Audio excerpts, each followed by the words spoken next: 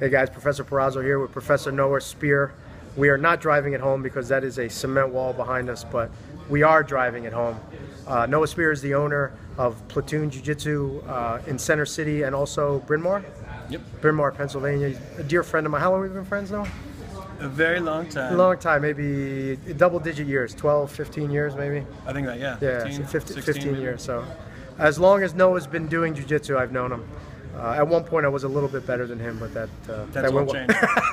We're not going back. So I'm at Platoon today. Got a chance to train with my bro here, and Noah has extensive knowledge of doing a Jiu-Jitsu pilgrimage. And what's a Jiu-Jitsu pilgrimage? Well, with me and other people, we've gone to Brazil to train Jiu-Jitsu at Gracie Mata, at Salo's school, at a bunch of different places. And I know Noah has a wealth of experience, and I want to ask him some questions about things that you should consider when you take your trip, but also like lessons learned for him. So Noah, when your first trip to Brazil, what was kind of like the big eye opener for you from like visiting a school standpoint and going to you know, the home country of our art?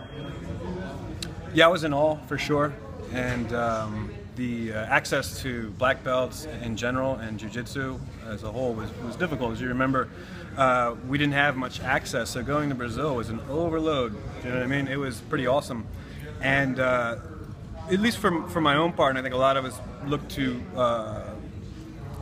you know, learn more about something we only knew a little bit about, but also with an open mind of kind of learning the ropes of this new place and where it came from.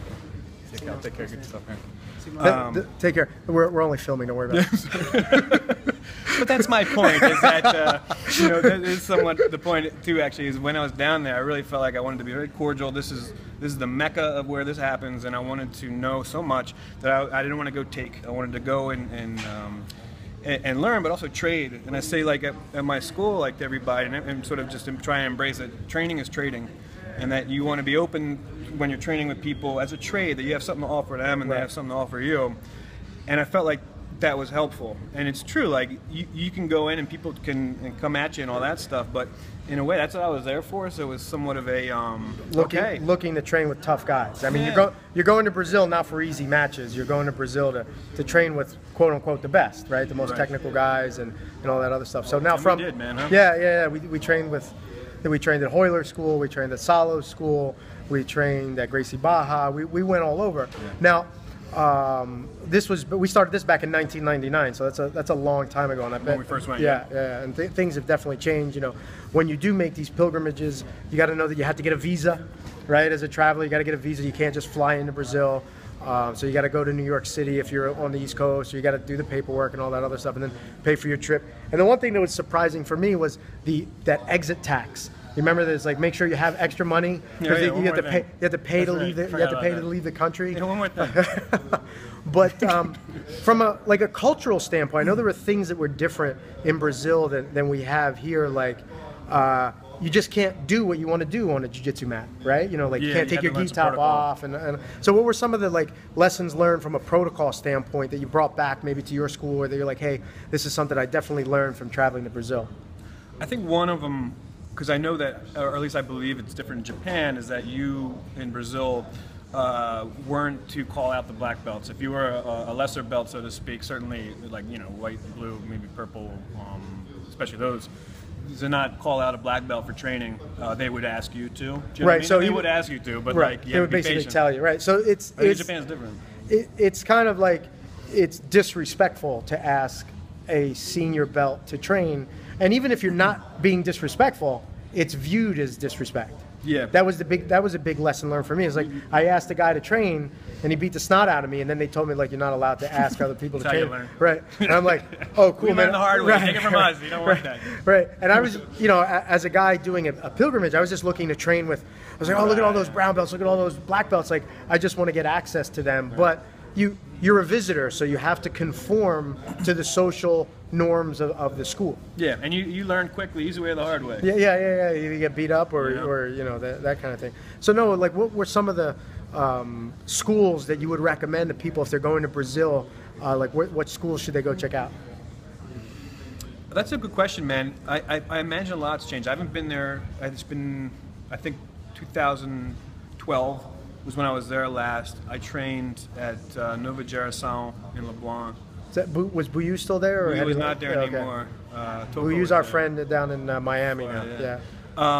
But you know, there's a lot of websites now that have American Jiu-Jitsu guys down there that train and live there. Even our buddy Steve. Yeah, he trains at De La Riva School, right? So I recently at De La Riva's, man, fantastic place to go. De La Riva's is unbelievable. De La Riva's is one of those places where like everybody gives you their A game, but it's respectful. It's like, you know, in the sense that they're representing their school well, and it's almost a respect to give you their best game. They're not trying to smash you as much as represent, you know? Right. So they expect the same from you. So it's sort of like not trying to figure out how you're supposed to roll. It's like, no, we come and we do our best, and it's a cordial thing. It's not supposed to be some kind of actual fight. No bitch-assness?